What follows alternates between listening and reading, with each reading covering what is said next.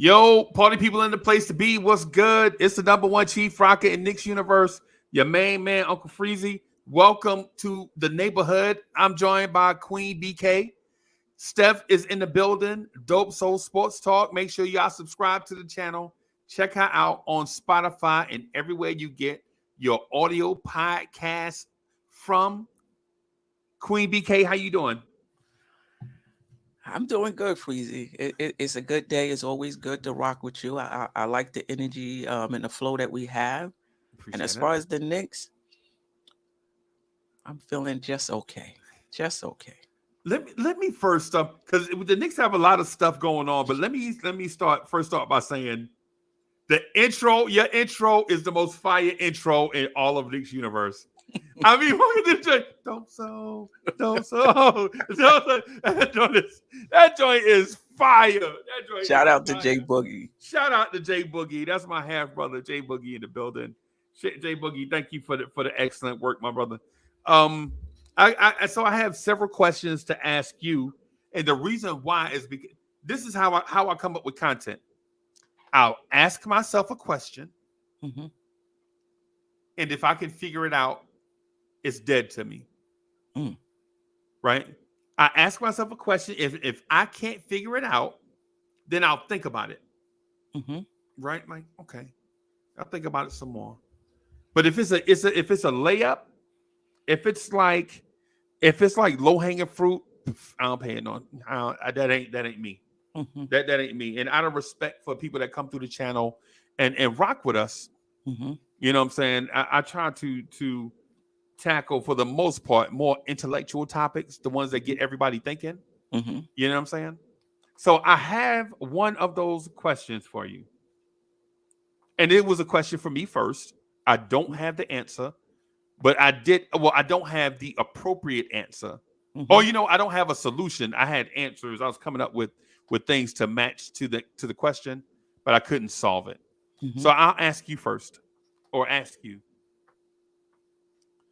Is Jalen Brunson a blessing and a curse?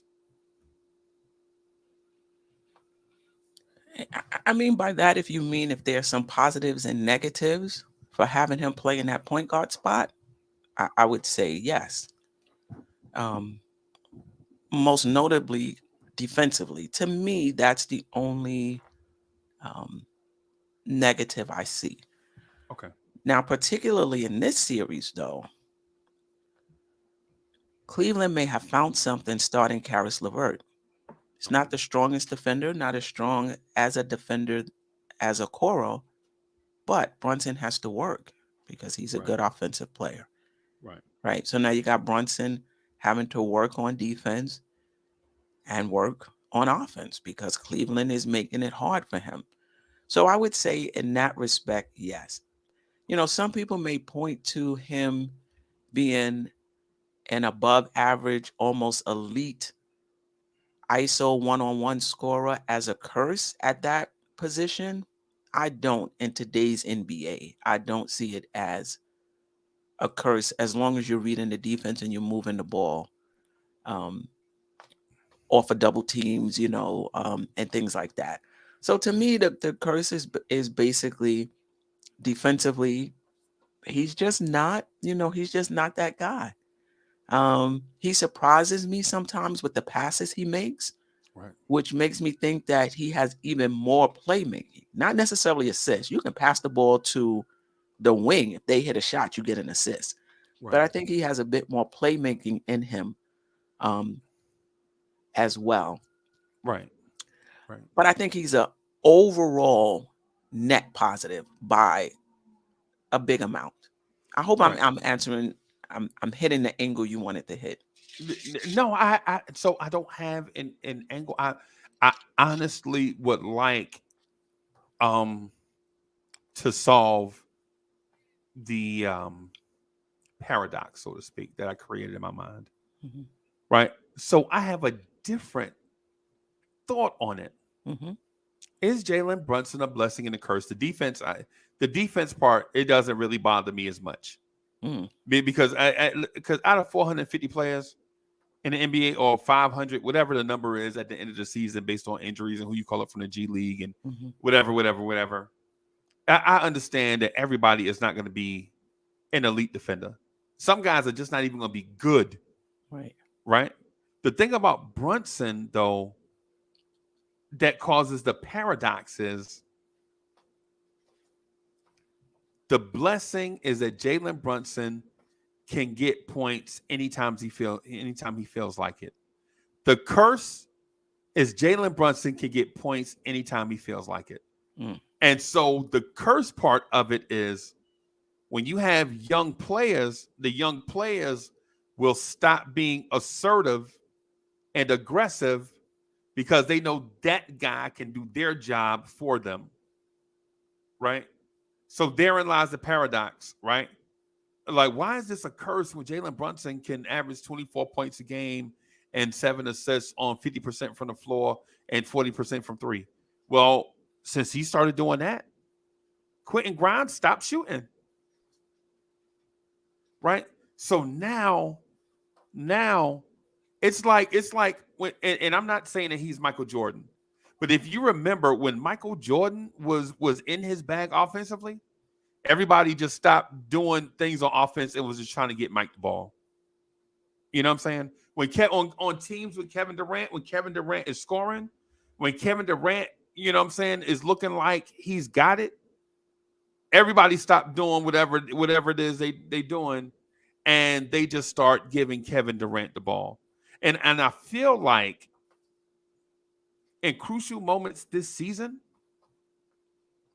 guys are on our team stopped their offensive aggression and assertiveness and just let Brunson and Randall figure it out. So is in my mind, is Jalen Brunson a blessing and a curse at the same time? Kinda.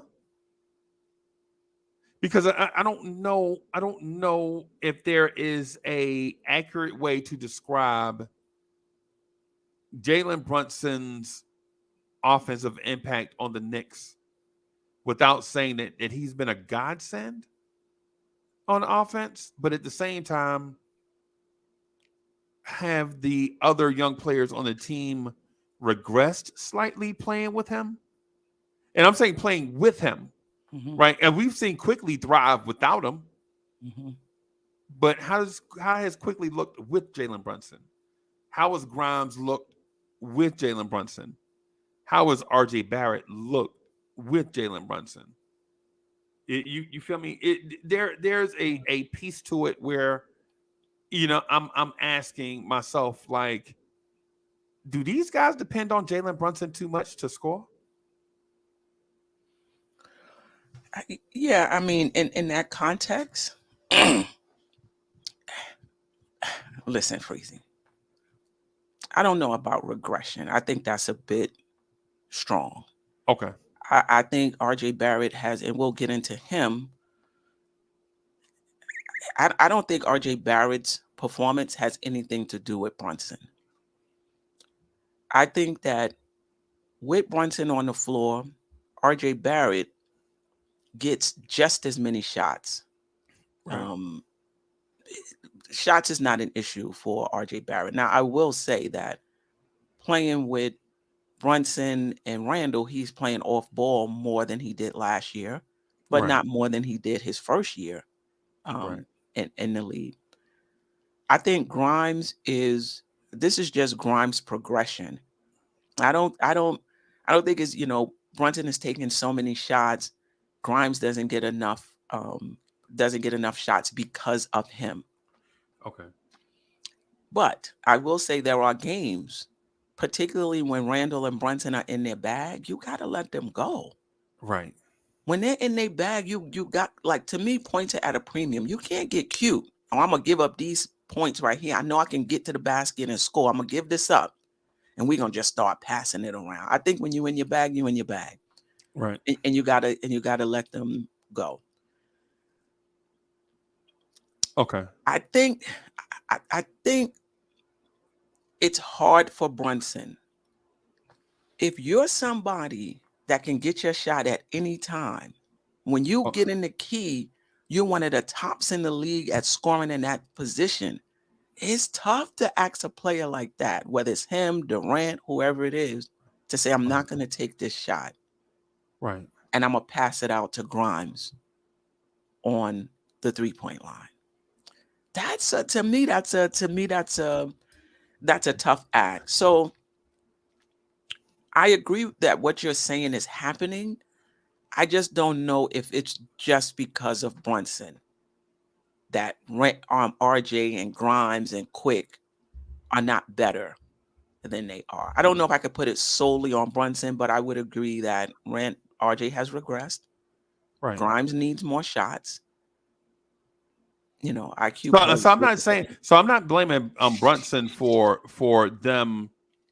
And maybe I should rephrase it. I'm not blaming Brunson for them not getting shots. Mhm. What I mean is I think Brunson's greatness offers a byproduct, and that byproduct is the other guys not looking to be assertive when Brunson is on the floor. And I was saying your point, when somebody cooking from right there and they shooting 50% from the floor, what else can you do except get open on the perimeter and relocate in case Brunson is double teamed?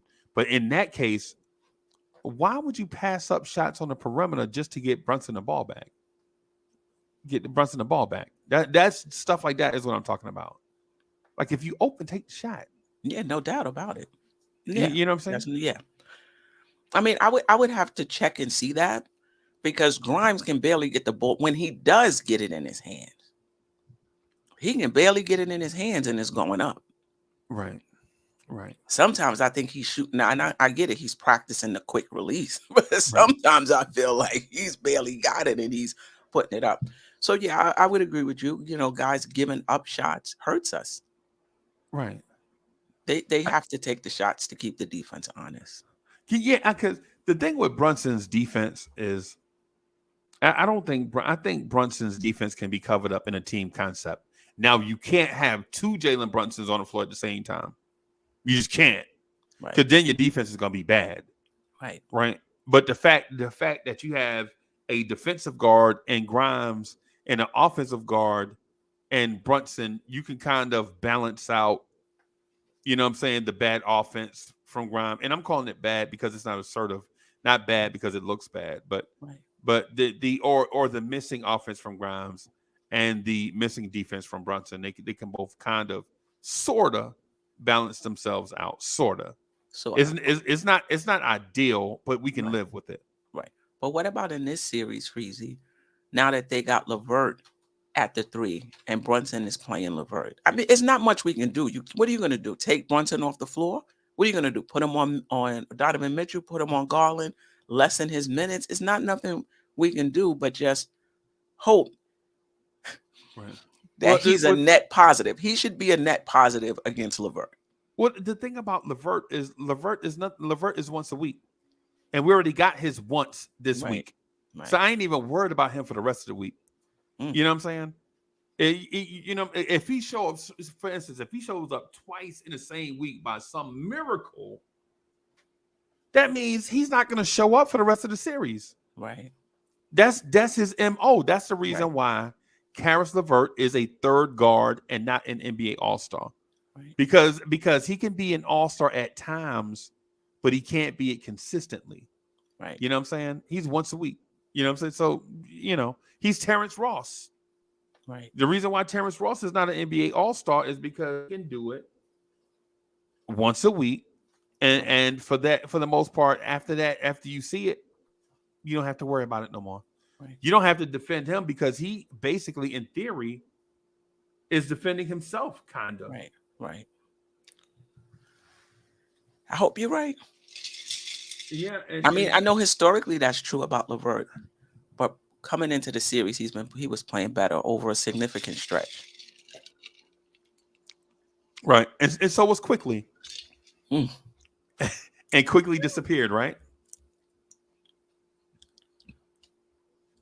It's what happens with those third guards. It's the reason why they're the third guard is because of that.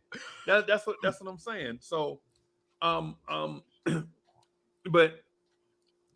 is Jalen Brunson a blessing and a curse thing?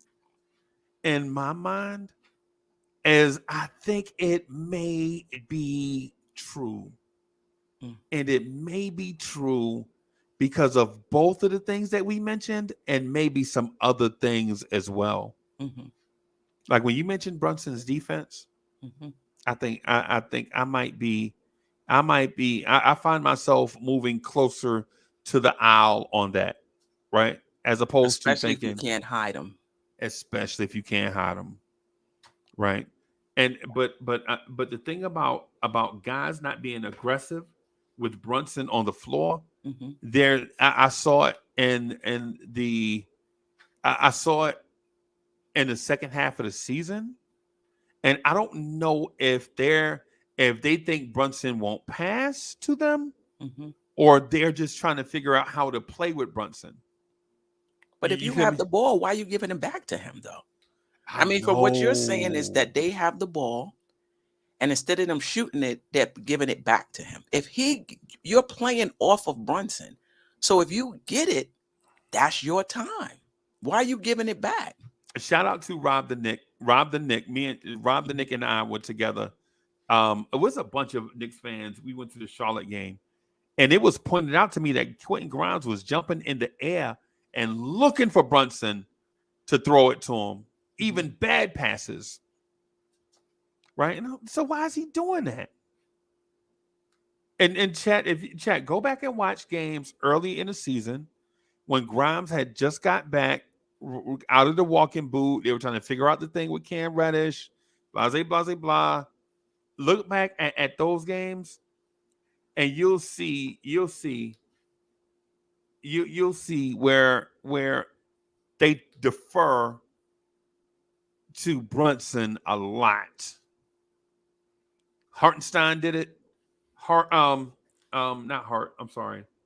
Hart did it at I think I went to an Orlando game, Queen Bee, and Hart every time he got it, he was calling for Jalen Brunson to come get it. Right. I think that was the Orlando game. It might have been the Orlando game. Was it the Orlando game? I forget. Mhm.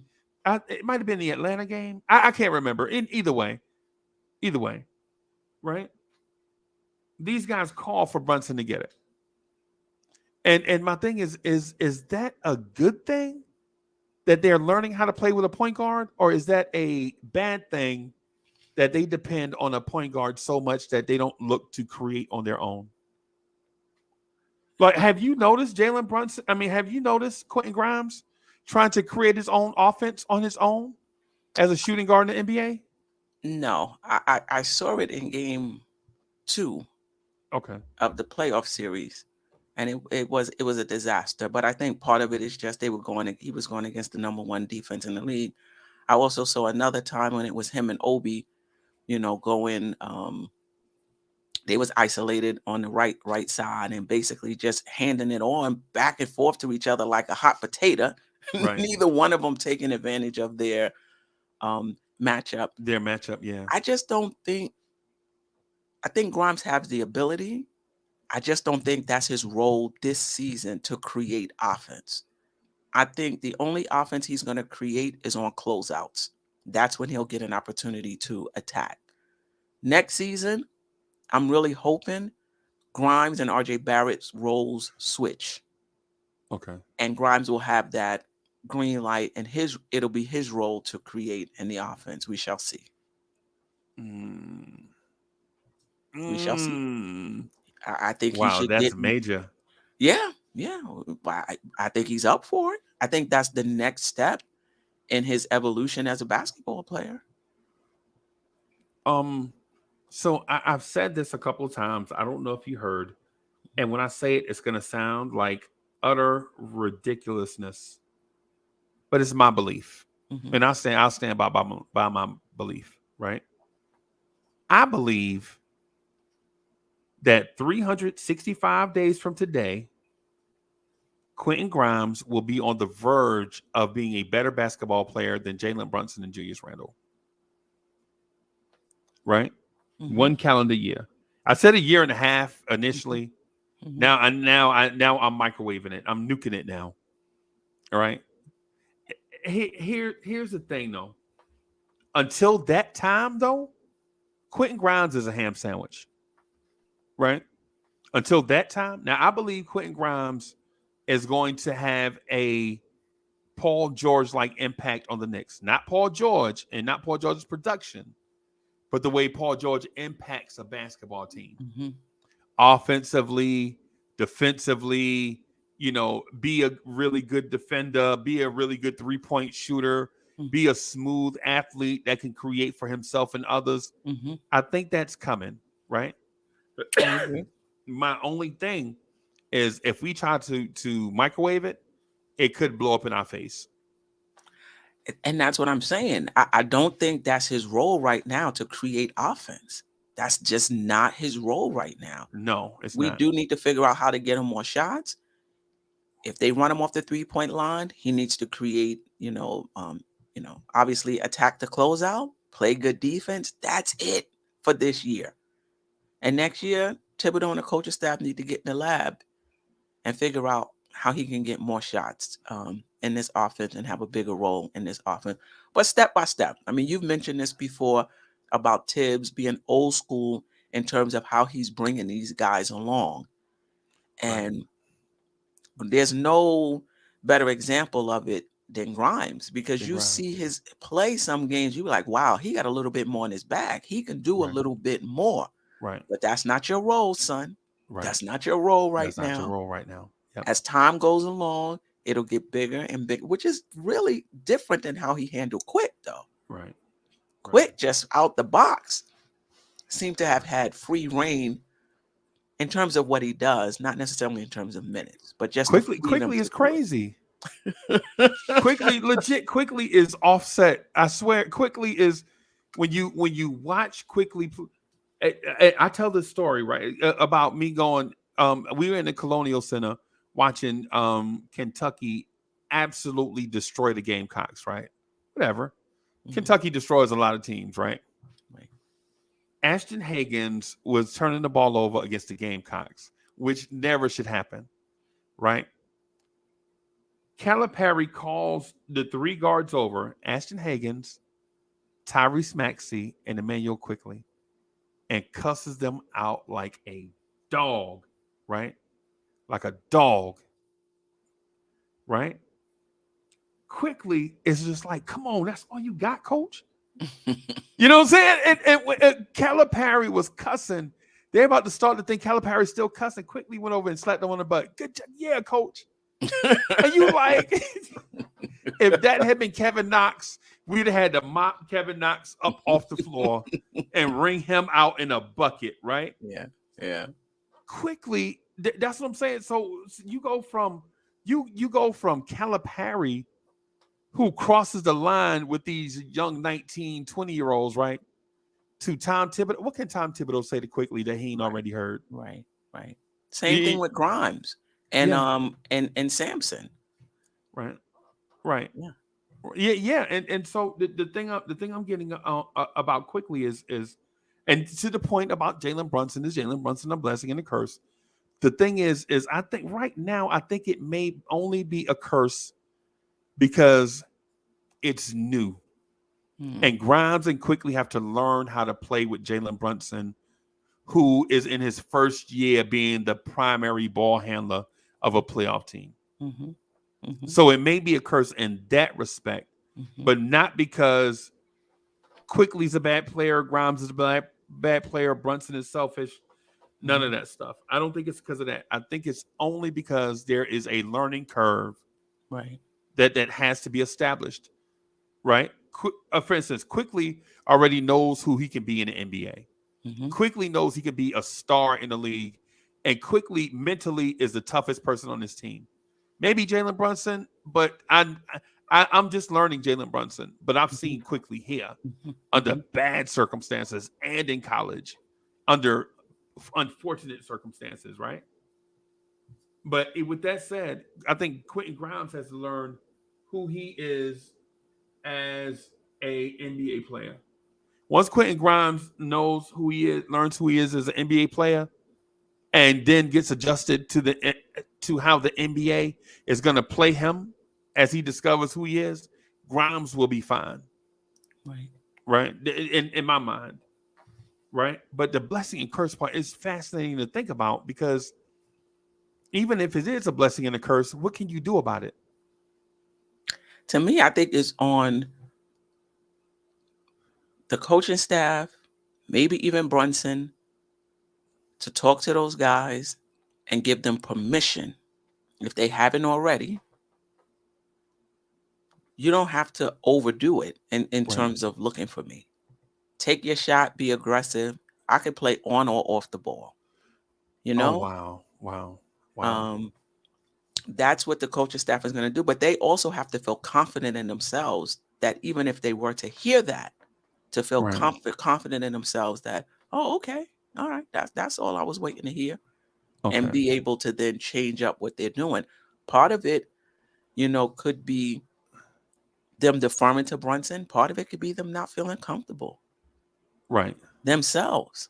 Right. You know, And um, to mhm, their credit, though, or to their credit, and to maybe to a discredit, I guess, Grimes hadn't played with a real point guard before. right, Right? Last year it was every time I say real point guard and then say Kemba Walker and Alec Burks, I kind of laugh to myself. hmm, But last year Grimes played with Alec Burks, a little bit of Derrick Rose, and Kemba Walker.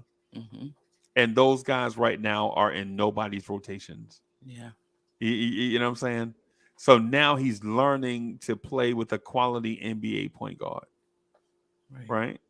And so it puts you in the mindset of, eh, maybe there's a learning curve here, you know. But how long is it? I don't think we're going to see much difference until next season. Okay. Okay. I do think Grimes they're working on, I hope so, in the lab, working on how they can get him more shots, in game 3 and beyond.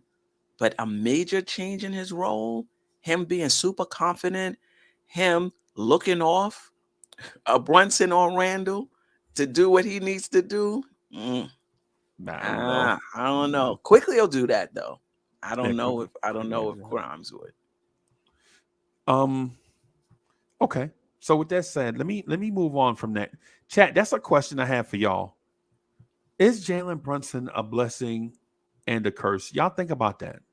Yeah, y'all think about that, man. Tell me what y'all think. But with that said, I want to transition to something that you mentioned about talking to the coaching staff. Mhm. Is Tibbs allowing Grimes and IQ to play freely, or are they super limited? Because I heard what you said, right, about the coaching staff, and it's not your time, and just do this for this moment. This is your role, right? Um,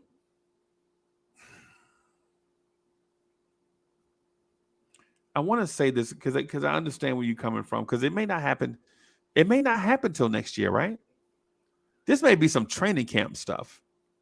In terms of putting the ball in Grimes' hands and asking him to create other than off of a closeout, Yes, yes, yes, yeah. that's a training camp thing. Okay, all right. I would be shocked if that happens in the playoffs. It'd be the first time you do it. I would be Right. shocked. All right. So before we jumped on, right? Mhm. Before we jumped on, I Can I was just answer that though? yeah, You said yeah. you said, do I feel the coaching staff is limiting those two? Yeah, I know. I understand what your answer is. Yeah. But for Yeah. Quick, absolutely not. Quick Okay. is on some other stuff. Right. I don't think Yeah. it's the coaching staff limiting him, but go ahead.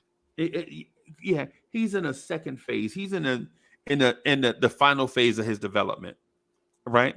In the final phase of his development, in any young player, the final phase of your development is understanding what the NBA is doing to stop you in overcoming it, Correct. right? Because having understanding you could play in the league is one thing. Understanding what type of player, because in high school you're one player. You Hmm. step your game up and go to college, you become a different player Hmm. because of what the college guys do to you, And then when you get to the NBA, you become a different player. Right. You know what I'm saying? You add things to your game, you get bigger and stronger, you Mhm. learn new stuff because your high school coach is not going to be as good as your college coach. Right. Because if he was, he'd be a college coach. Right. And then the college coach is not going to be as good as the NBA coach because in the NBA, this is your job now. And your sole job and purpose is to learn from that coach and contribute to a team. Right. Right. So there's levels to it, right? But I think Grimes is in that stage, like I was saying, just trying to figure out who he is. Is he D'Angelo Russell, or is he I'm trying to think of a different type guard. Is he Lou Dort? Right? Ultimately, we think he'll be better defensively than D'Angelo Russell. Yes. And we think he'll be better offensively than Lou Dort. So he's somewhere in that strange middle ground where he can be sometime playmaker, good three-point shooter, underrated passer, sneaky finisher type guy. But we need for all of it to come together to see. We need all these pieces in the center of the board so that we can put this thing that challenges us together. Right. Right. And then the opportunity to show us that these flashes that we're seeing, he can do it on a consistent basis. Right. Regardless of what the NBA is trying to do to him. And Yeah. for that reason, That's the that's the next reason level why I for say you. he's in the final stage. Right. Or in that, or quickly is in that final stage of his development. And what we call that, Queen Bee? We call that consistency. Right. Which is one of the hardest things to do in this league. People get all excited. Oh, so and so had 35 points. Do it again Right. and again Right. and again. And again. That's and the again, hardest and again. part in this NBA is to bring whatever it is you bring on a consistent basis. And despite being on the scouting report. And this is what I don't think people appreciate about Jalen Brunson and Julius Randle. Game in and game out, they're on the top of the scouting report. And despite that, they still come through for us game in and game out. And this is why sometimes I get a little offended when they be talking about, oh, well, just throw Obi Toppin in. And this is no disrespect to Obi Toppin, who's improved his skill level. I get it. And his production. But you can't compare a guy who's not at the top of a scouting report and say you could put him in for somebody who's at the top of everybody's scouting report. So they're throwing different things at them because every team is not playing Randall and Brunson the same. Right. They throw in the kitchen sink at these guys every single game, and they find a way to still give you whatever their production is. That's another level. So don't talk to me about somebody who did it for a game or two. I can't. I just can't. Obi fans, where y'all at? Obi fans, where y'all at? Yeah, every time. What I notice is that when I say Obi's name, the Obi crowd is like the Church of Obi is out with torches and pitchforks. They come out flipping over tables and throwing chairs every time I say Obi name. I didn't tell Obi to wear a man purse to Summer League. Obi did that. Right. Obi did that on his own. You gonna wear a own. man purse to Summer League and then come out and average 7 points a game? Come on, bro. I mean, but anyways, yeah, I feel you. I think the quickly is at that stage where he's trying to figure out the consistency part. Grimes is at that part where he's trying to figure out what type of NBA player he is. Right. And they'll get there eventually. Yeah. They will. It just takes some time. So even if the coaching staff has them in limited roles, I think they'll be okay. Right. But here's the one player that I think none of this stuff applies to, and he gets carte blanche. And every time you say his name, somebody somewhere gets angry. Every time you say RJ Barrett's name, somewhere a baby cries. Every time you say his name, somewhere on earth a baby cries, right? And the thing about it is when you say RJ Barrett's name, the tankers say that RJ Barrett is a bust. All the people that still want to tank, they point out that RJ Barrett is bad. And to me, that's just a direct correlation, right? It's just a direct correlation, right? The tankers say RJ Barrett is bad, so they want to start all over from scratch. I think they have this buyer's remorse. Mm-hmm. That's what it is. At 3, they're mad because the number 3 pick didn't turn out to be Michael Jordan.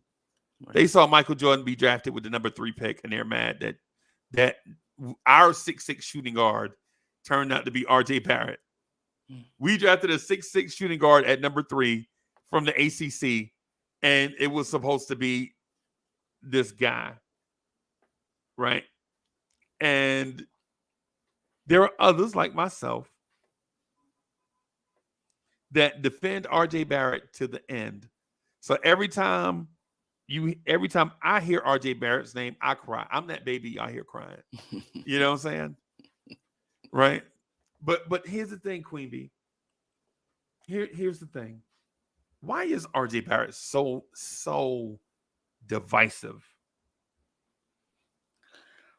I mean, listen, I think some of it is the fan base who, was excited about getting him that number 3, who was excited about how he played in year 1 and in year 2.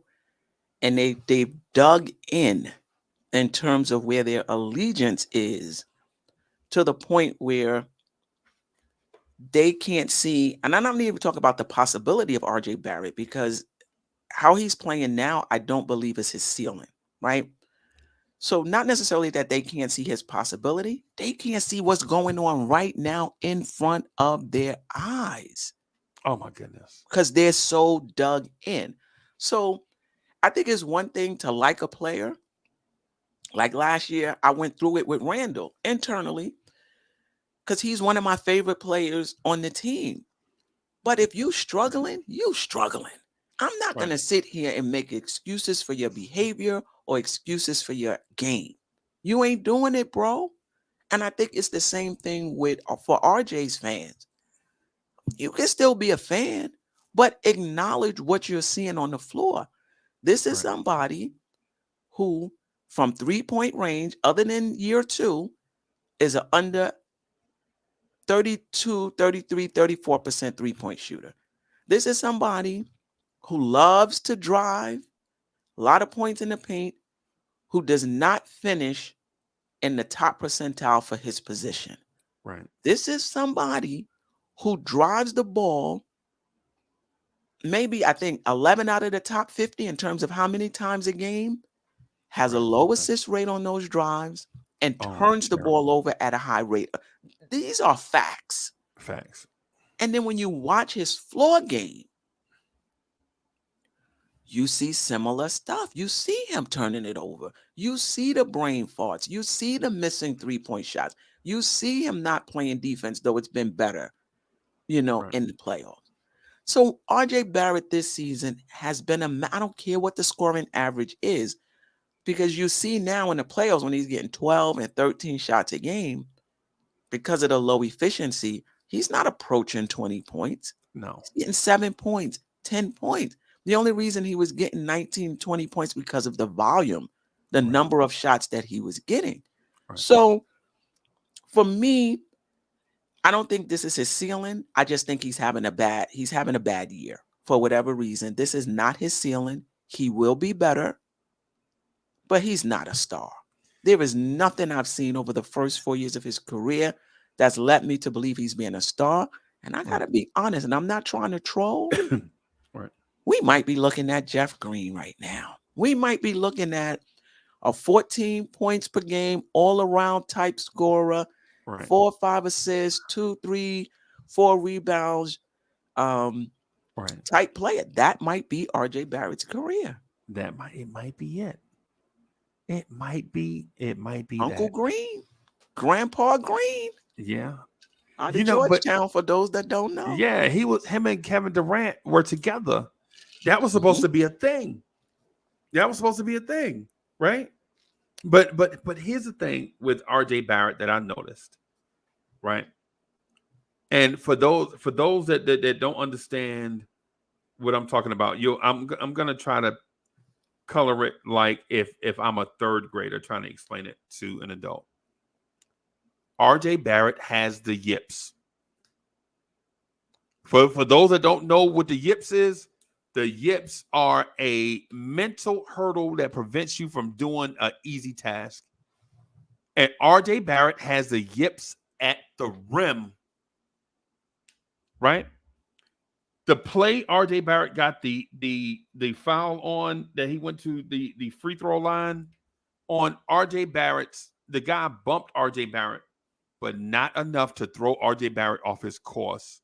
The guy went out of the play. RJ Barrett looked at the rim, shot it from now, Matt, you're 6'6", 6'7", with stretch arms, strong arms, whatever NBA players have. 2 feet away from the rim. He's looking at the rim. He shoots it on the other side of the backboard, basically. RJ Barrett, that physical contact did not prevent you from making that shot, bro. You have what they call the yips, right? It's the same thing Charles Barkley golf swing, the yips. The baseball catcher that can't throw the ball back to the pitcher, the yips. That's what RJ Barrett, he's got this thing. I don't know what to clinically call it. I'm not qualified, right? I'm not qualified to, right? But what I do know from somebody that plays sports is it's like when a wide receiver gets the dropsies, like when a receiver gets the drops, he does not want to have the football thrown his way because he's got the drops. It's the yips in his mind. He's struggling with a thing. And I saw this summer, RJ Barrett was working on his Euro, going to the rim. And don't you know RJ Barrett by himself in that thing, Mr. 2-footer by himself? RJ Barrett, how you missing in an open gym working on Euro from 2 feet away? You missed, hit it off the box. If you, RJ Barrett, if you just put it on that, I promise you it'll go in. That's why they put the box up there. Right? That's why the white box is up there, RJ. Hit it off that. It'll go in. Right? But Queen Bee, I think that's what RJ Barrett has. And I think it's so bad that it's affecting the rest of it. Because the thing, I think sometimes the Knicks fans think we live in a vacuum. Like the things that we say go no farther than this small audience. No, it doesn't happen like that. Right? If you are having a conversation about RJ Barrett can't shoot, don't you think RJ Barrett has heard from thousands of people that he can't shoot? RJ Barrett is a shooting guard that can't shoot or guard. You think RJ Barrett hadn't heard that? Yes, RJ Barrett has heard that, y'all.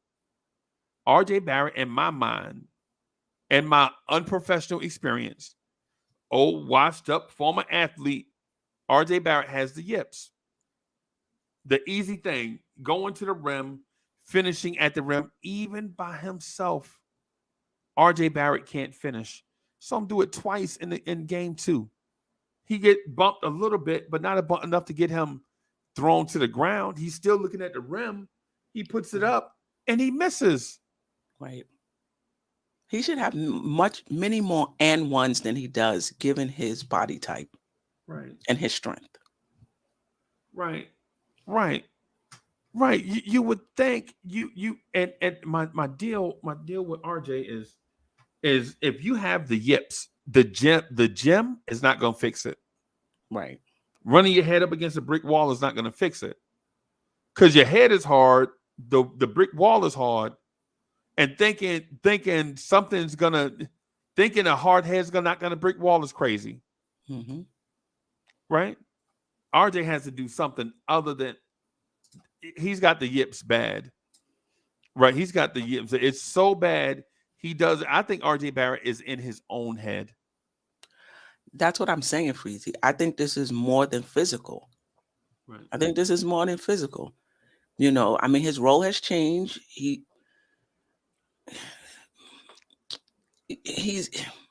you know, I want to say that with Randall and Brunson on the ball, he's more of a catch and shoot guy, but he still gets drives to the basket though. Yeah, He still gets the ball. He's not just relegated to like a role like Grimes. He's not just relegated to that role. He still gets opportunities to self-create. He right, still gets opportunities to drive the ball. He's still our third leading shot taker on the team. right, So, right.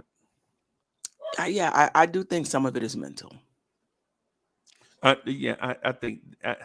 But here's the thing, Queen Bee. Here's the thing.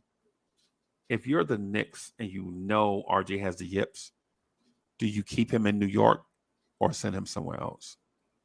Does Oh, easy. just You didn't change? even say, do you send him to the bench or do you change his role? You just said, do you send him? Do you keep him in New York? Period. Yeah, yeah. Does a change of scenery help in that case? Like, and not just. Oh, okay. So does a vacation help? Because clearly, excuse me, clearly the vacation didn't help.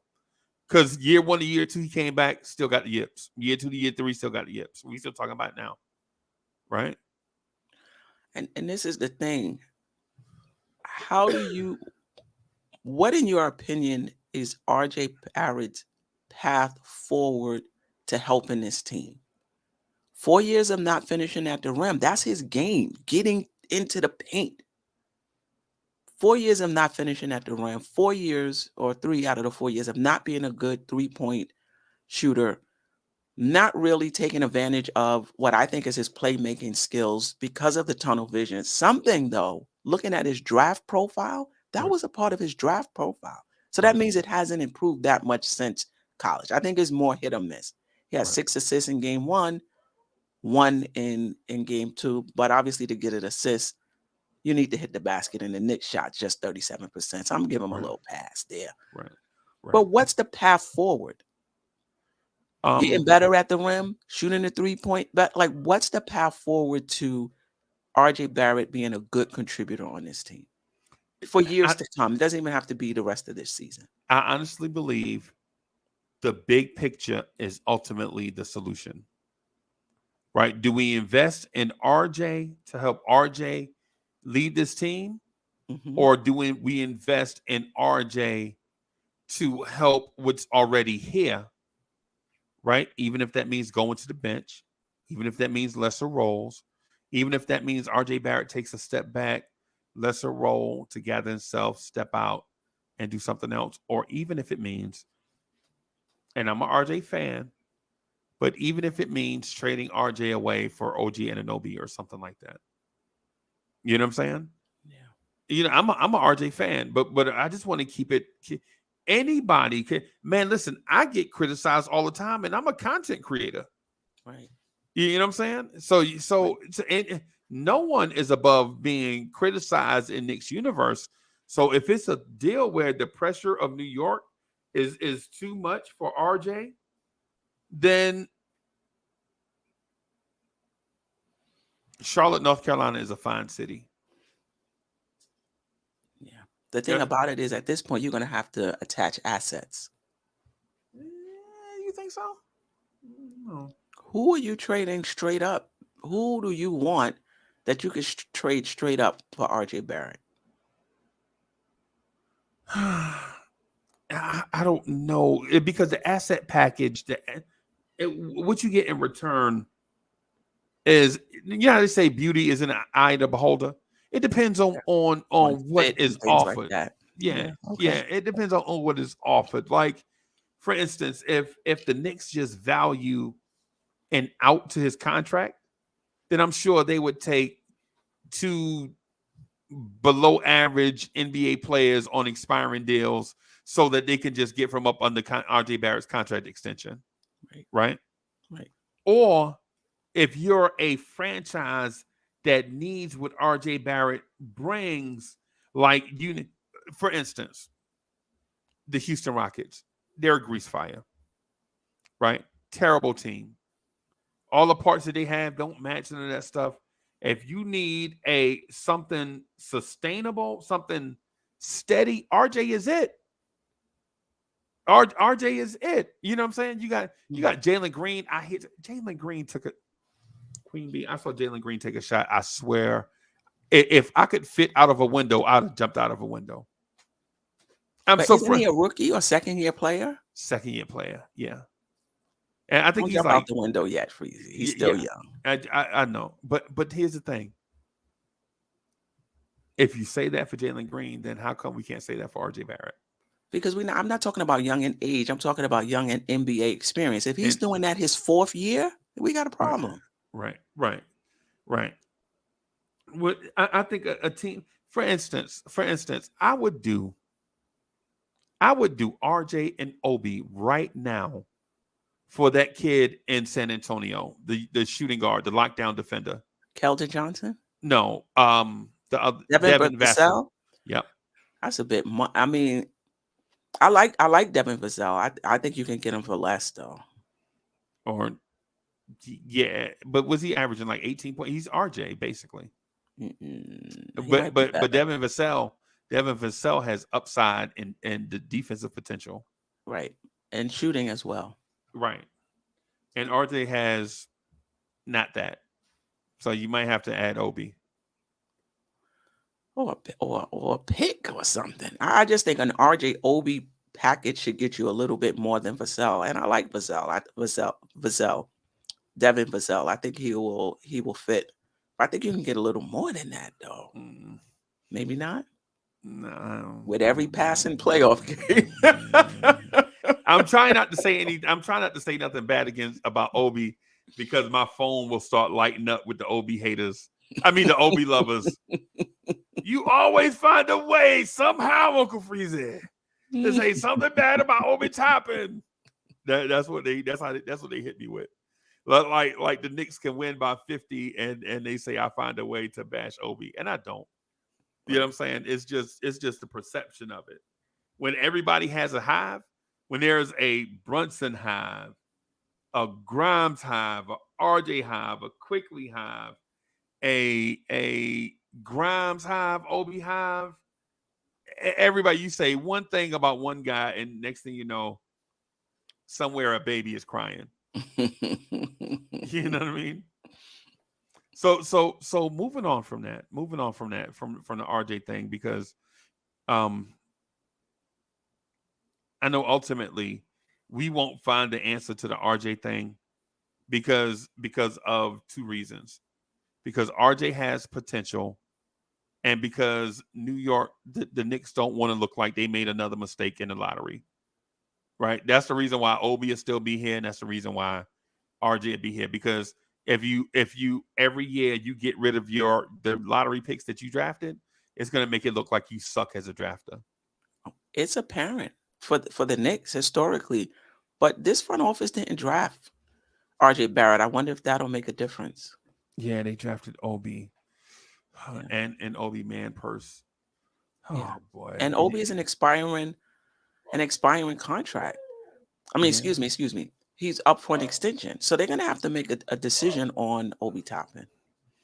I think their extension is. I mean, I think their decision is apparent. Once Quickly wins Sixth Man of the Year later on today or tomorrow, the Obi thing is over. It's as simple as that. It's because I don't know when the award is going to be announced, either today or tomorrow, whenever it is. As soon as that happens, it's say la vie for Obi, because you're not going to give two dudes contract extensions in the same summer, knowing that you just did it for RJ last summer, and then you have to do it next summer for Quentin Grimes. Correct. Right. So you know what I'm saying? Because what happens then is you seal your fate. Right. Right. And you're going to extend you extend 4 young guys. Right. You're telling Josh Hart, man, listen, we love having you here. We just don't have the money. Right. Just because you want to keep Obi. Right. So and I know and understanding, y'all listen, understanding that Obi's extension won't kick in until his 4th year is over. Same thing with IQ. But the thing you have to think long term is those contracts will still overlap over time. You know what I'm saying? You're going to have Brunson's contract, Randall's contract, RJ's contract, IQ's contract, hopefully Josh Hart's contract, hopefully Grimes' contract, Mitch's contract, and Obi. Listen, the Knicks got decisions to make. You cannot have all of your money tied up in players that can't get it done. You just can't. The Knicks are Right. going to have to make some hard decisions. Right. You know. Right. I'm putting Obi on a 2-seater, one for him and one for his man purse, and I'm trying to get me either a draft pick or some type of my preference. My preference would be like IKBM Dre and said on the Knicks at Night podcast. One thing I totally agree with. You have to, if you're the Knicks, you should reset the rookie scale with Obi. Right? Instead of giving Obi Toppin $18 million a year to be Julius Randle's backup, trade him for a draft pick, and then draft another Obi and pay that player $5.5-6 million a year for the same thing you're getting from Obi Toppin right now. Right. It just makes the most sense. Right.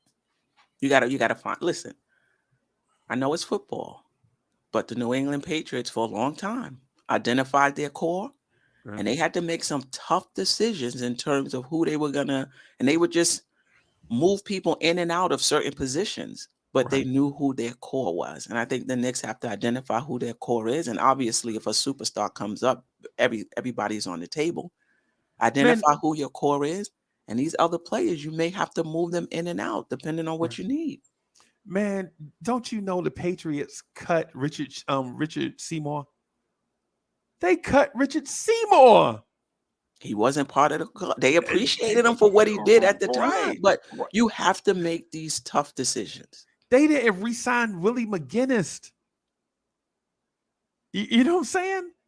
No, they cut Lawyer Malloy the day before the season started. You know what I mean? So I agree with you, Queen Bee. This thing of us falling in love with the player as opposed to being in love with the team. I'm not saying it's got to stop because I don't tell people how to root for their team. Right. But ultimately, if you're in a hive, and a lot of Knicks fans are in hives, they won't admit it. They won't admit that they're in a hive. Right? I'm in the RJ hive. I know it. I'm RJ and Quickly. You know what I'm saying? I love Randall too. Randall is special to me because he did it here when like 100 other dudes had the same opportunity as he had, and they came here and was in street clothes, wearing mink coats and $1,000 jewelry, and all Randall wanted to do was play, right, and be passionate about a thing, right. You know what I mean? Dudes coming. I don't want to dig up dead bodies, but anybody remember Michael Beasley? Yeah, of course. Henry Ellison, Derek Williams, Quincy AC, Noah Vonleh. Every time I think about the dudes that was here before Randall, I want to puke. For lack of a shout out to I Am Jarrell and others in the chat. Queen Bee, let me ask you this one thing that's I've been trying to figure out. Right? This one thing, and I think I may have asked you this.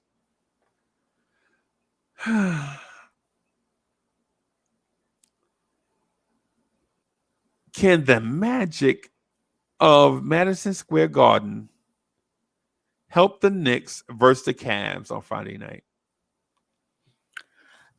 It can help them, but I hope that's not what they're relying on. Because Cleveland showed us a few things in game 2 that makes me think that it was more than just their desperation. It was more than just a good game for them and the Knicks being flat. There's some things that they did that the Knicks need to shore up and get better at, or it's not going to make a difference that they're at Madison Square Garden. So I think it will help. Right. But If you're not winning a rebounding battle against Cleveland, which is the advantage you have coming into this series, and they take that away, you're not getting second chance opportunities, second chance points, which is a big part of our offense and how we score. Right. And they out rebounded us and beat us in second chance points, even if it was just 5 or 6. Being at the Garden is not going to help you with that. Right. Mitchell Robinson, and we may get to this later, is a liability if you only getting one offensive rebound. Wait, Because they're using your guy, Jared Jack, from under the rim, almost a half court to double team Brunson. Jared Allen, I'm sorry. Right. From under the key all the way to half court to double team Brunson and can get back to Mitchell Robinson. If you're not, Right. Mitchell Robinson is not rebounding, you are a liability. Offensive rebounding is part of both rebounding, but particularly offensive rebounding. That's what we need. Right. If you're not doing that, they're taking your guy to double team. His guy can roam all over the place. No, Mitch. So we got to put in Robinson. No. Listen, maybe some things iHeart doesn't do as well as Robinson, but as far as offensive rebounding, getting a second chance opportunities, he's pretty good there. Oh my! And you got to guard him. You can't stay in that restricted area when Hartenstein is in the game. You got to at least come from underneath the basket. Because he gonna hit that floater dead in your eyeballs. You got to come up a little bit. Maybe if somebody cuts, we can hit him in the back door. At least that space is there. Right. You know? So the guarding itself is not going to do it. There's some different things we need to do. And my last point is, I don't care where you're playing. You can play in a place as familiar as the kitchen, your own kitchen. Right. If you're shooting 37% overall and 24% from the three-point line, you're not winning the game. And you're not holding them to something similar with your defense. It's a wrap. I don't care where you're playing. Oh, man. See what happened when you keep it real? See what happened when you keep it real, man? Oh man. See, I'm just saying. So here's the thing. Here's the thing about the magic of the Garden. I've been to the Garden over 100 times in my life. Not recently, since I'm down here, but I've been to the Garden so many times, man. It's ridiculous, right? I had been recently. You know what I'm saying? Not in a minute. Mm-hmm. Circumstances, y'all. It's life.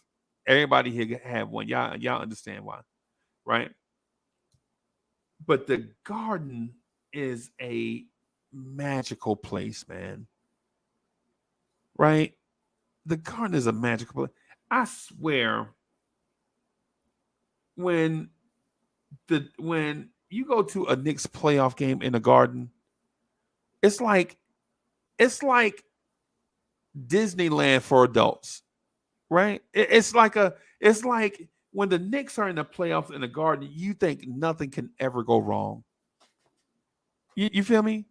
And so I'm thinking like that atmosphere can propel the Knicks to a blowout over the Cavs Friday and Saturday.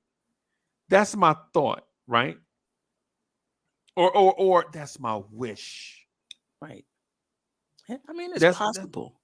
But to say that we're gonna leave the Garden Sunday night up 3-1 against Cleveland, I'm also a realist, right? And I understand that Cleveland was not totally more physical than us and desperate than us in game 2, right? They strategically and surgically picked apart Tom Thibodeau's game plan in game 2, right? They started with high ball pressure on Jalen Brunson off rip, making RJ and Grimes the secondary ball handlers. Mm-hmm. Right? Get the ball out of Jalen Brunson's hand and have somebody else beat us. Mm-hmm. and we see how that turned out. Now, with that Mm-hmm. said, we can't make a trade. Allen Houston is not walking through that door. Clyde Frazier, well, Clyde might walk through the door, probably with an ugly suit on, but y'all get the point. What I'm saying, right? You know, Stephon Marbury is not walking through that door. Cleveland did something that worked in game 2, and you can best believe they're going to do it again in game 3 at the Garden. Right. Now, does the magic of the Garden, right, outweigh Cleveland's surgical execution? They were strategic. Get the ball out of Brunson's hands every time. Mm-hmm. Let them know that we're trying to get the ball out of his hands, right? And when he doesn't get the ball out of his hands, make him shoot long jumpers so that we can rebound and get out in transition. That's what they did to Brunson. And you notice Brunson's shot wasn't going early. Right. He missed a lot. Cleveland got out in transition. They Right. got the ball out of his hands. Our secondary and tertiary playmakers could not make plays. Right? Right. Does the magic of the Garden outweigh that? Listen, yes, if that energy makes our second and third playmakers or options more effective. You know what I mean? If they feel more comfortable at home, if they feel more relaxed at home, and they do what they're supposed to do at home, yes, the Garden will help. And usually playing at home does help role players. Right. But it's going to have to be that injection of energy helping them play better. Right. Than just the Garden going wild itself. There's some, like to your point, some strategic things we're going to have to do. But this is the thing, Freezie. You can take the ball out of Brunson's hands if he's doing the right thing. That's what you're supposed to do. They double team you, pass it. Right. But to your point, are those other players up for the task? And that's the issue I had coming into the playoffs, right? Everybody was like, oh, we got IQ. Grimes has been shooting well the last 10. Okay. That means that doesn't necessarily have to translate into the playoffs when you're playing in a tougher environment. And if it does translate, that's great for them. I'm happy. But if it doesn't, I'm not disappointed. So I'm not disappointed in IQ. I'm not disappointed in Grimes. But I said this. When they take Brunson and Randall out of the game, as much as they can, you can't take them all the way out of the game. We got to rely on Quickly and Grimes. Grimes has not played 2 seasons worth of basketball. Nope. Quickly has 5 games of playoff experience. And when he in those 5 games, his role was different. We wasn't counting on him the way we counting on him now. Yep. Even to relieve pressure off of Brunson and perhaps bring the ball up the court. Not initiate, not orchestrate the offense, but bring it up the court and then give it to Brunson. He can't, that hasn't translated. You can't even put Quickly in the game because he's a liability and RJ is a liability. Right. You're relying on these guys. And that's what I'm saying. If we don't make it, if I still have the Knicks in 6, but Freezie, if we don't make it out,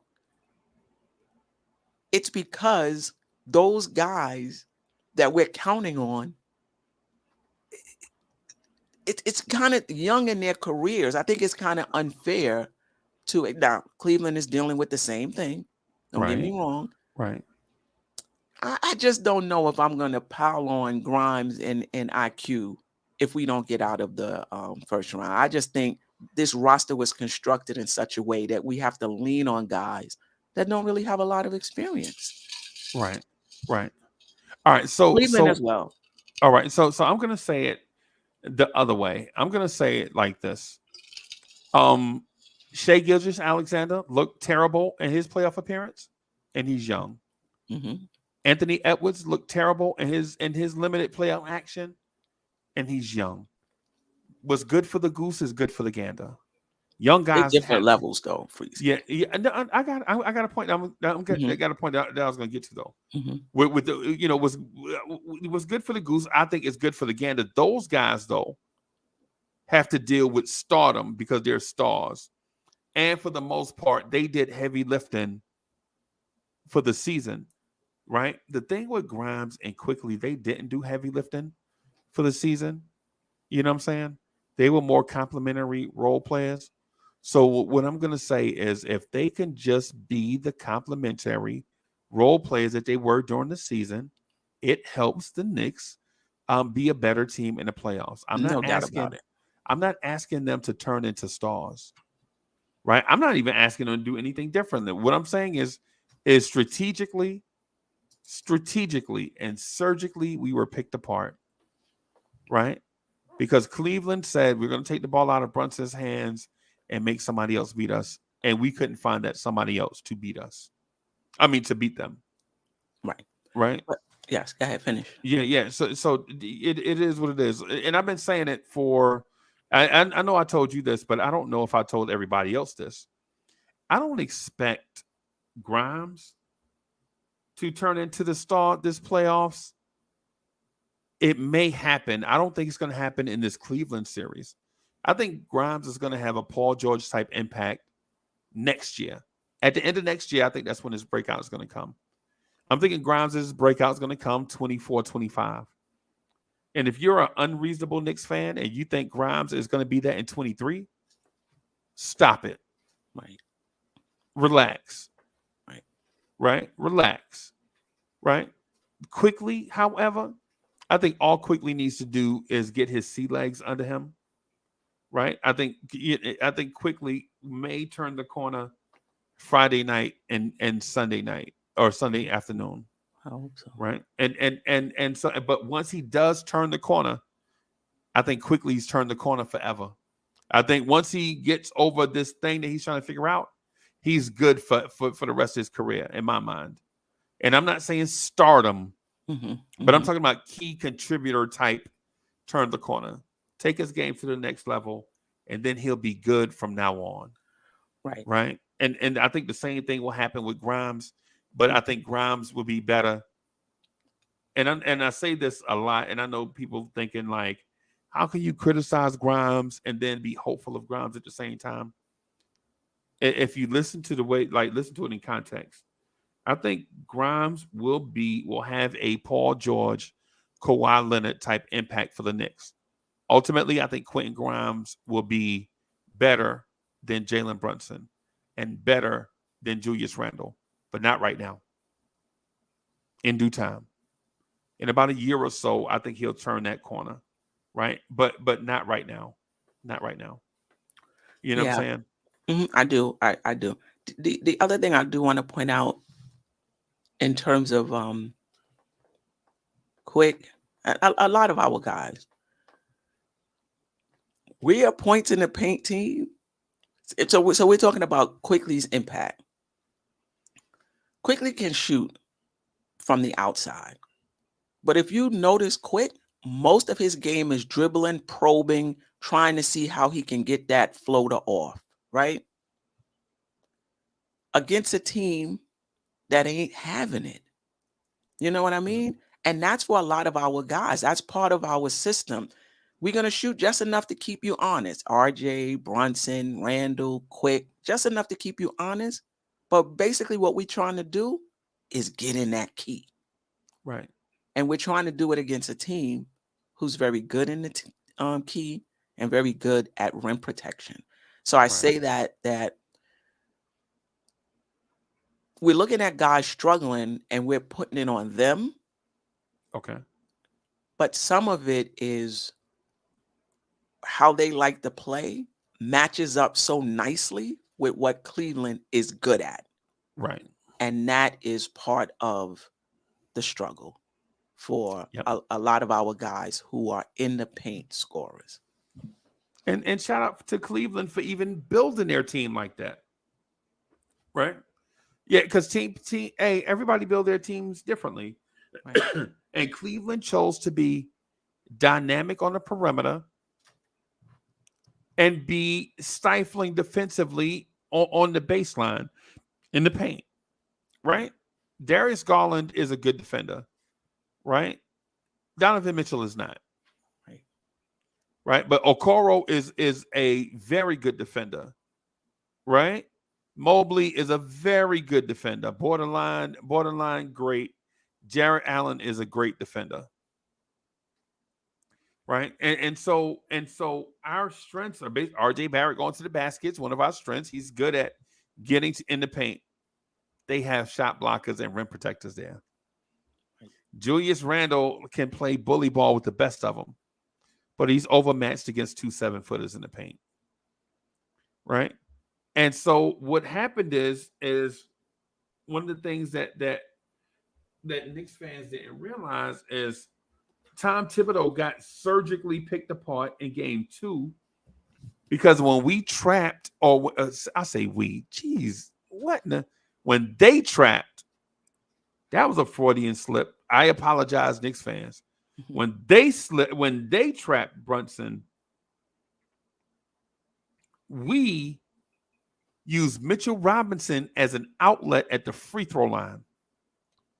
What is Mitchell Robinson going to do with the ball at the free throw line?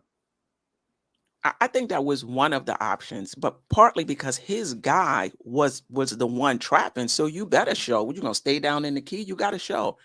But there was other options. There were other options as well. His thing is what our and I listen. I played basketball in the early '80s, right?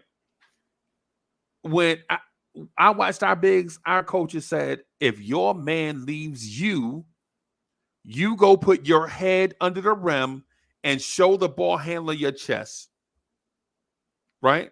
That way, when you're and when the ball handler sees your man, they know where you are and where you're supposed to be. Right? Yeah. But us, we didn't make the adjustment. We didn't bring Josh Hart up to the free throw line or Randall to that free throw line area. We brought Mitch up there to play make or get the ball back to someone else. Mitch is not, for one, if you've seen Mitchell Robinson shoot a free throw, you know he can't shoot from that area where he was catching the ball. Right. And how often do you see Mitchell Robinson attack off the dribble? Right.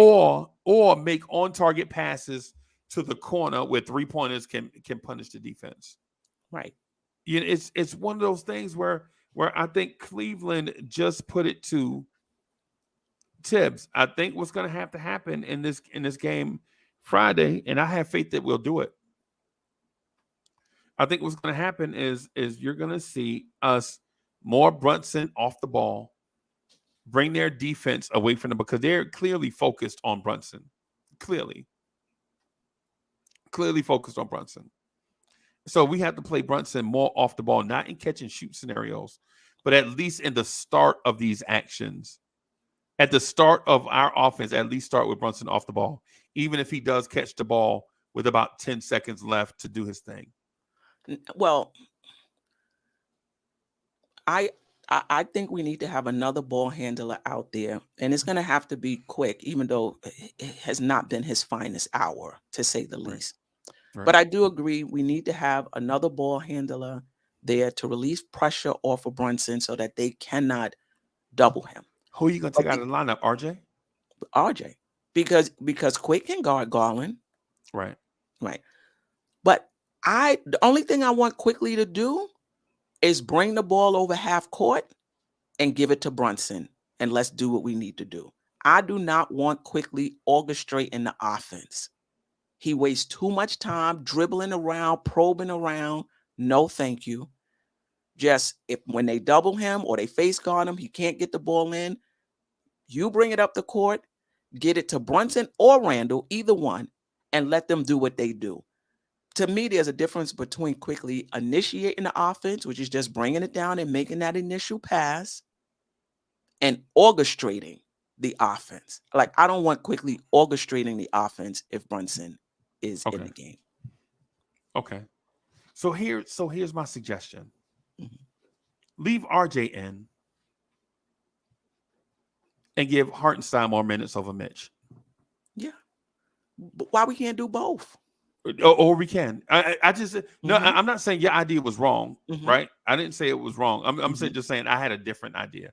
So Yeah. we could probably do both, right? Right. But Hartenstein catches that ball at the free throw line, and that man doesn't come. You can best believe you getting a Hartenstein floater. First of all, you're not using Jared Allen to double Brunson if Right. iHeart So now is you doubling off. So you doubling with the wing player then. correct. So you're doubling with a Coro. So that means whoever's at the 3 is going to, at a bare minimum, get zoned up against, because nobody's going to be left open in the playoffs. Yeah. That's unrealistic. No NBA player is going to be game planned to be left open. Now they might get lost in traffic or whatever, like Hart left Garland and wide open a couple times. That wasn't game plan for. Yeah, Hart was on a sore ankle and he lost him, and my man hit 1 3 and missed another. Right, but with Hartenstein in there, or when do you go to this? Do you go to this lineup when we're struggling offensively, or is this from off rip? No, I would probably stay with the starters, but it will be a quick hook. Okay. I would go to it quickly, but I do want to point this out. We can do all of this, but at some point, guys have to come through. So we can bring iHeart up, and he'll be better at Mitch at the free throw line. Right. We can bring Quick in, and quicker, help relieve the pressure off of Brunson and get the ball, up the court. But then they're going to counter that.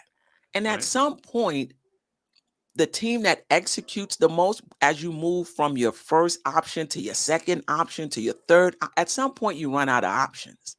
Right. You And understand? time. So however we do it, somebody is going to have to step up for Brunson and Randall, behind Brunson and Randall. And I'm not sure. You want to say it's their defense that took them out of the game? Like that's why Quigg and Grimes didn't, because Cleveland's defense was such. At some point, we may have to acknowledge that they're just not that this series. And we'll talking about this ball pressure know by Sunday. I'm saying their defense, to me, their defense was like regular season defense. They were a great defensive team. I'm saying what they did differently was the ball pressure. You could see quickly disheveled by their ball pressure, because he dribbled into corners, and when he was ready to turn, a guy was headed that way. So now he's picking up the dribble, and now you have a 6'2" guard trying to throw cross-court passes over 7-footers. That's just the part that Cleveland didn't play that type of ball pressure for the most of the season is what I'm getting at. But they can do that with the Knicks, because the Knicks not going to make them pay with the 3-point shooting, with 3-point shooting and a secondary playmaker. Correct. So you could just swarm, and they were swarming like a hive of bees to the ball. Yep. And number one, because of their length, even if you wanted to pass it, you couldn't even get the ball up past your waist to find the open guy. Right. And then even if you did, the way we shoot, I don't even know if we would have knocked them down. Yeah, RJ Barrett for 3. Yeah, no, we can't depend on that. That's why they swarming, because they're not afraid of our perimeter shooting, being able to get the ball out, swing it around. Right. Yeah. So we can do our best, but guys hitting shots and showing up, now that makes them have to adjust. That makes them, we can't double team now. What's the likelihood of Tom Thibodeau making one or both of the suggestions we made that we offered? It depends. Sometimes, how confident is he in Emmanuel Quickley? Tom don't like turnovers. And I think Coach Tibbs, that's Tom. But anyway, I know him, so I call him Tom. You call him Tom, okay? Yeah. When quickly turning the ball over has really limited his minutes. Right. He played all the fourth quarter, but those was garbage minutes. Those garbage time. So you can kind of minus those from his total. He hasn't been really playing a lot. And that heat check he did. Right. That heat check, Tom Thibodeau could have just. He had a seizure. Yes. Yes. Basically, so to your point, does Tibbs trust him enough to go with that quick hook and put IQ in? Regular season IQ, he does trust. Will he trust playoff IQ? Right. And I don't think he'll hesitate. You gotta, if Mitch is not cleaning up the boards and giving us second chance opportunities and creating havoc, you gotta have Hartenstein in there more. You gotta have Hartenstein. You got to. In there. I had a weird thought, right? I was thinking, if Mitch ain't gonna do nothing, why not put Jericho Sims in there? If Mitch is ineffective, would you consider Jericho Sims taking off the warm-ups? You think Sims is going to be able, against those trees, get us second chance opportunities? Because that's basically what we're asking from Mitch, to rebound, get us second chance opportunities. No. I think you take a step. I think you take a step back defensively, right? And I'm talking about in terms of defensive possessions. But I think Jericho Sims' bull in a China shop thing is more like he'll close out possessions by getting. Man, Jericho Sims is 250. Jericho Sims against Jarrett Allen. You think he's going to be able to match his athleticism? Not the athleticism. Get those to match his strength rebounds. And the thing I'm thinking is can Jericho Sims match Jarrett Allen's athleticism and strength? And I don't know that he confident. can. He might be a little jittery too. Yeah, and that's the reason why I was going to say no is because at what point are you going to have all these kids on the floor with your season in jeopardy? And for that reason, that's the reason why I didn't do the other live stream with some Let's See Jericho Sims, because now you got Quickly, Grimes, Obi, Sims, RJ with the season, and Randall still trying to recover. Randall's still trying to get his wind back up. Josh Hart on the sprained ankle, and Jalen Brunson being trapped by the other team. Yeah, I mean this is a conversation for the off season, but the Knicks are going to have to decide: we're going to stay with this young core and allow them to grow over the years, over these postseasons, into the players we think they're going to be, right? Or are we going to switch some of them out for still young vets, 6-7 years in the league, that we think can do what we need them to do right away? That's the question the Knicks are going to have to decide in the offseason. I should say, in the offseason. I don't know, boss lady. Well, I'll tell you where I'm leaning, but okay. Please don't say F them kids. Please don't say or not because I differ, but I don't know if mentally if I'm ready to go down that road. I don't know if I could just stay on the joint and just be up here like I'm gonna you know what I'm saying? How many years does Randall have on his contract? How many years does Brunson have on his contract? How many years are these guys who are ready now with the right pieces around them? Are you going to just say, hold on, wait a few more seasons while these guys get their playoff legs and get themselves together and grow into the players we think they're going to be? That's interesting. Yeah. I mean, we'll revisit it in the off season. We'll revisit. Thank you for hanging out with me. Always a pleasure, Freezie. Man, time flies. Y'all, hour and a half. Yes. Chat, listen. I schedule 25 to 40 minutes. And I always go over. Man. Yeah. I always go over. I think a super chat came in. Let me read this. this super chat real quick. Paris Douglas says IQ and Grimes and Obi were playing well with JB and JR out. Okay. All right. Yeah. I know the stretch he's talking about. And Rodney Atkins, thank you for the generous contribution. Rodney says we need shooters and athleticism. Thank y'all for that. Thank y'all for hanging out with us. We try to do this once a week, the audio podcast. Absolutely. So if you're listening to us on Apple Podcasts, on Google Podcasts, on Spotify, iHeartRadio, thank you again for your continued support. Check us out and share it. Try to spread the word, man. We're trying to do some stuff, and be sure to check out Dope Soul Sports Talk. The podcast is up. I'm joining Queen BK about once a week, so that we can talk the way that y'all love to have that talk to y'all. And plus, she's got other stuff too. That's fire, more fire. Yeah. So sure. Check out that stuff. Subscribe to the channels on YouTube. Dope Soul Sports Talk. It's all one phrase together.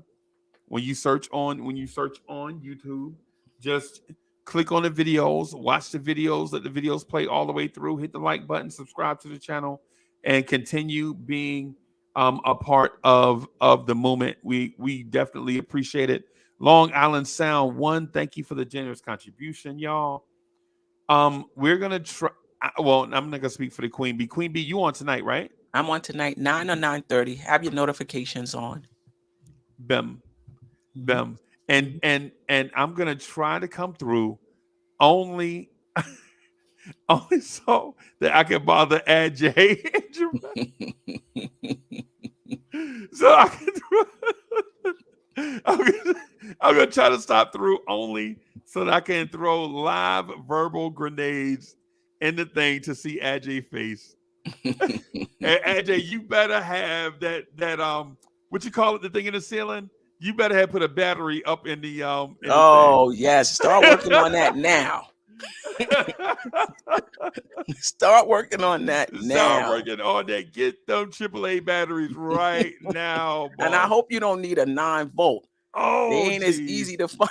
I hope that's not what you need. Because he's gonna have to go all the way to East New York to get a 9-volt battery. So shout out to the chat. Thank y'all for coming through and rocking with us. Queen Bee will be on tonight. Dope Soul Sports Talk on YouTube. Turn all your notifications on. The conversation is gonna be dope. No doubt. You know what I'm saying? No doubt. Queen Bee, again, thank you for coming through and hanging out with us, chat. It's been a pleasure as always. We out of here, y'all. This has been The Neighborhood on YouTube.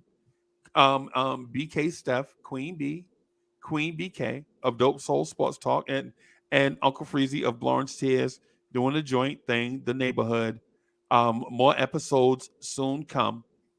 Peace, y'all. Peace.